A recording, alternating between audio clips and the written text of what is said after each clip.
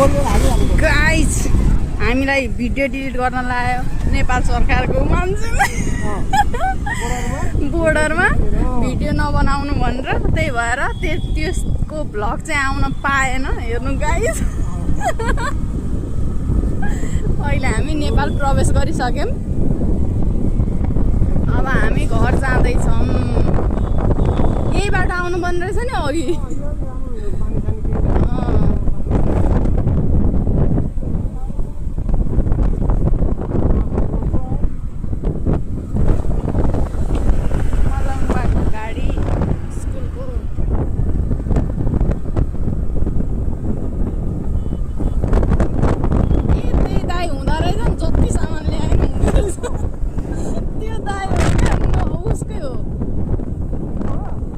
हरिपुरको हो क्या लक्ष्मीको गाउँको